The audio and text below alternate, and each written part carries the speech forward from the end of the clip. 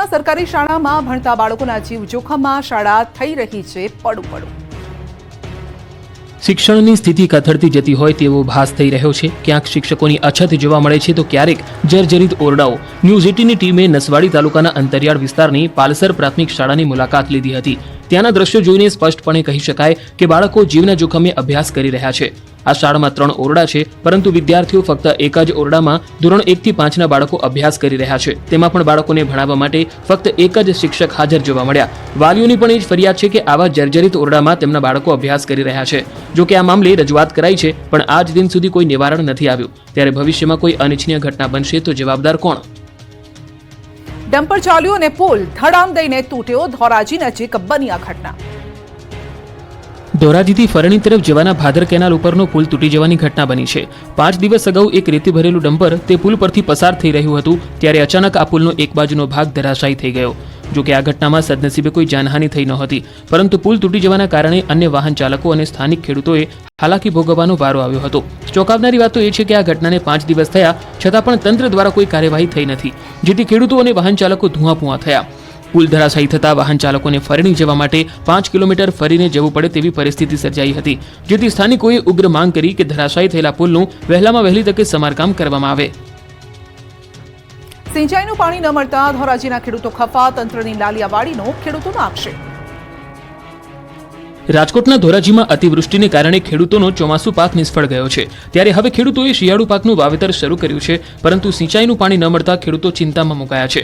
ધોરાજી પંથકના ખેડૂતોએ જણાવ્યું કે કેનાલની સફાઈ મોડી શરૂ કરી છે. પિયતનું પાણી આવતા મહિને અપાશે. ભાદર કેનાલમાં કચરો તેમજ પથ્થર પડ્યા છે. દ્રશ્યમાં જોઈ શકાય છે કે કેનાલ નામશેષ થઈ રહી હોય એટલી હદે કચરો છે. પાણી છોડ્યા અગાઉ સમયસર આ કેનાલનું સમારકામ કરવાનું હતું, પરંતુ તંત્રની લાલિયાવાડીને કારણે ખેડૂતોને ભોગવવાનો વારો આવ્યો. ભાદર કેનાલની દિવાળી પહેલા સફાઈ કરવાની હોય અને દેવ દિવાળી પહેલા પિયતનું પાણી છોડી દેવાનું હોય, ત્યારે આજે દિવાળીને મહિનો થવા આવ્યો છતાં હજુ સુધી પાણી છોડાયું નથી. કેનાલમાં પિયતનું પાણી છોડાશે, ત્યારબાદ પિયત થશે. ત્યારે હવે શિયાળુ પાક મહત્વનો હોવાથી તાત્કાલિક કેનાલની વ્યવસ્થિત સફાઈ કરી પાણી કેનાલ મારફતે આપે, જેથી છેવાડા સુધીના ખેડૂતોના ખેતર સુધી પાણી મળી રહે તેવી ખેડૂતોએ માંગ કરી. સરકારે કરોડો ફાળવ્યા, તેમ છતાં છોટાઉદેપુરના નળવાંટ ગામના ખેડૂતો તરસ્યા. સૂત્રોચ્ચાર સાથે પાણીની માંગ. કવાંટ તાલુકાના નળવાટ ગામે ખેડૂતો પાણીને લઈને પરેશાન છે. અહીંયા કેનાલ બનાવવા માટે ખેડૂતોએ જમીન આપી, પરંતુ 4 ગામોને સિંચાઈનું પાણી જ ન મળ્યું. રામી ડેમ છલોછલ ભરેલો છે, પરંતુ ખેડૂતોના ખેતરો સૂકાભટ ભાસી રહ્યા છે. સ્થિતિ એવી છે કે નળવાટ ગામની આસપાસના કેનાલમાં મોટા મોટા ઝાડ ઉગી નીકળ્યા છે.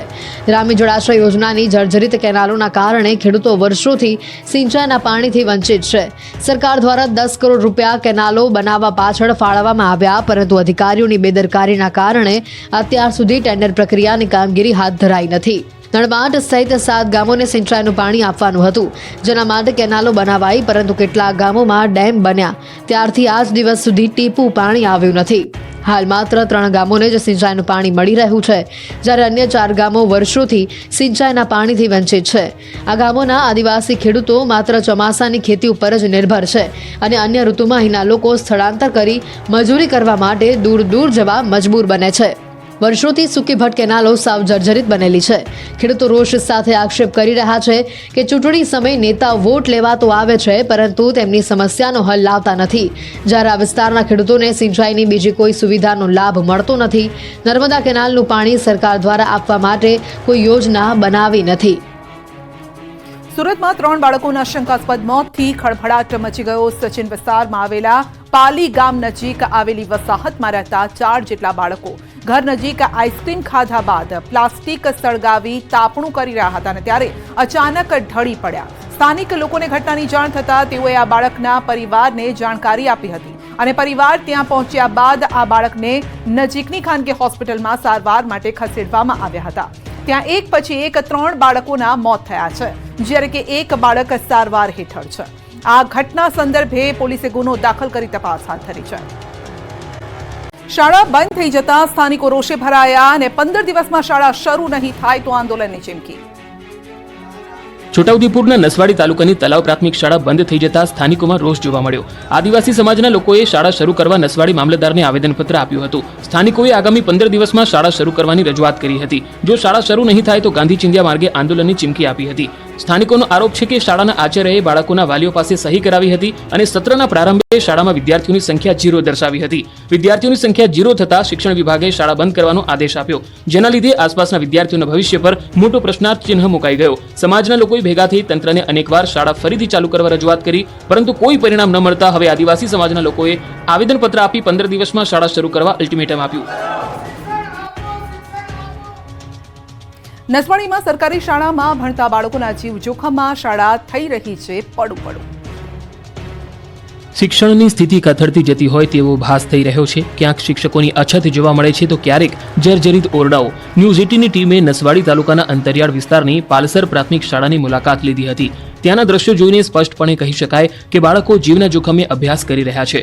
આ શાળામાં 3 ઓરડા છે, પરંતુ વિદ્યાર્થીઓ ફક્ત એક જ ઓરડામાં ધોરણ 1 થી 5ના બાળકો અભ્યાસ કરી રહ્યા છે. તેમાં પણ બાળકોને ભણાવવા માટે ફક્ત એક જ શિક્ષક હાજર જોવા મળ્યા. વાલીઓની પણ એ જ ફરિયાદ છે કે આવા જર્જરિત ઓરડામાં તેમના બાળકો અભ્યાસ કરી રહ્યા છે. જો કે આ મામલે રજૂઆત કરાઈ છે, પણ આજ દિન સુધી કોઈ નિવારણ નથી આવ્યું. ત્યારે ભવિષ્યમાં કોઈ અનિચ્છનીય ઘટના બનશે તો જવાબદાર કોણ? ડમ્પર ચાલ્યું અને પુલ ધડામ દઈને તૂટ્યો. ધોરાજી નજીક બની આ ઘટના. ધોરાજીથી ફરણી તરફ જવાના ભાદર કેનાલ ઉપરનો પુલ તૂટી જવાની ઘટના બની છે. 5 દિવસ અગાઉ એક રેતી ભરેલું ડમ્પર તે પુલ પરથી પસાર થઈ રહ્યું હતું, ત્યારે અચાનક આ પુલનો એક બાજુનો ભાગ ધરાશાયી થઈ ગયો. જો કે આ ઘટનામાં સદનસીબે કોઈ જાનહાનિ થઈ નહોતી, પરંતુ પુલ તૂટી જવાના કારણે અન્ય વાહન ચાલકો અને સ્થાનિક ખેડૂતોએ હાલાકી ભોગવવાનો વારો આવ્યો હતો. ચોંકાવનારી વાત તો એ છે કે આ ઘટનાને 5 દિવસ થયા છતાં પણ તંત્ર દ્વારા કોઈ કાર્યવાહી થઈ નથી, જેથી ખેડૂતો અને વાહન ચાલકો ધુઆપુઆ થયા. પુલ ધરાશાયી થતા વાહન ચાલકોને ફરણી જવા માટે 5 કિલોમીટર ફરીને જવું પડે તેવી પરિસ્થિતિ સર્જાઈ હતી, જેથી સ્થાનિકોએ ઉગ્ર માંગ કરી કે ધરાશાયી થયેલા પુલનું વહેલામાં વહેલી તકે સમારકામ કરવામાં આવે. સિંચાઈનું પાણી ન મળતા ધોરાજીના ખેડૂતો ખફા. તંત્રની લાલિયાવાડીનો ખેડૂતોનો આક્ષેપ. રાજકોટના ધોરાજીમાં અતિવૃષ્ટિને કારણે ખેડૂતોનો ચોમાસુ પાક નિષ્ફળ ગયો છે. ત્યારે હવે ખેડૂતોએ શિયાળુ પાકનું વાવેતર શરૂ કર્યું છે, પરંતુ સિંચાઈનું પાણી ન મળતા ખેડૂતો ચિંતામાં મુકાયા છે. ધોરાજી પંથકના ખેડૂતોએ જણાવ્યું કે કેનાલની સફાઈ મોડી શરૂ કરી છે. પિયતનું પાણી આવતા મહિને અપાશે. ભાદર કેનાલમાં કચરો તેમજ પથ્થર પડ્યા છે. દ્રશ્યમાં જોઈ શકાય છે કે કેનાલ નામશેષ થઈ રહી હોય એટલી હદે કચરો છે. પાણી છોડ્યા અગાઉ સમયસર આ કેનાલનું સમારકામ કરવાનું હતું, પરંતુ તંત્રની લાલિયાવાડીને કારણે ખેડૂતોને ભોગવવાનો વારો આવ્યો. ભાદર કેનાલની દિવાળી પહેલા સફાઈ કરવાની હોય અને દેવ દિવાળી પહેલા પિયતનું પાણી છોડી દેવાનું હોય, ત્યારે આજે દિવાળીને મહિનો થવા આવ્યો છતાં હજુ સુધી પાણી છોડાયું નથી. કેનાલમાં પિયતનું પાણી છોડાશે, ત્યારબાદ પિયત થશે. ત્યારે હવે શિયાળુ પાક મહત્વનો હોવાથી તાત્કાલિક કેનાલની વ્યવસ્થિત સફાઈ કરી પાણી કેનાલ મારફતે આપે, જેથી છેવાડા સુધીના ખેડૂતોના ખેતર સુધી પાણી મળી રહે તેવી ખેડૂતોએ માંગ કરી. સરકારે કરોડો ફાળવ્યા તેમ છતાં છોટાઉદેપુરના નળવાંટ ગામના ખેડૂતો તરસ્યા. સૂત્રોચ્ચાર સાથે પાણીની માંગ.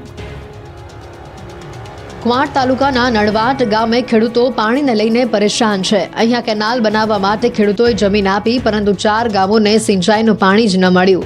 રામી ડેમ છલોછલ ભરેલો છે, પરંતુ ખેડૂતોના ખેતરો સૂકાભટ ભાસી રહ્યા છે. સ્થિતિ એવી છે કે નળવાટ ગામની આસપાસના કેનાલમાં મોટા મોટા ઝાડ ઉગી નીકળ્યા છે. રામી જળાશય યોજનાની જર્જરિત કેનાલોના કારણે ખેડૂતો વર્ષોથી સિંચાઈના પાણીથી વંચિત છે.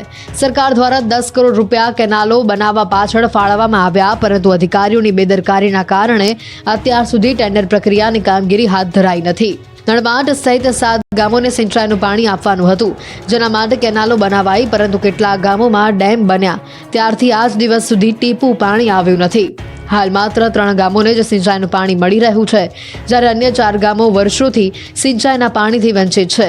આ ગામોના આદિવાસી ખેડૂતો માત્ર ચોમાસાની ખેતી ઉપર જ નિર્ભર છે અને અન્ય ઋતુમાં અહીંના લોકો સ્થળાંતર કરી મજૂરી કરવા માટે દૂર દૂર જવા મજબૂર બને છે.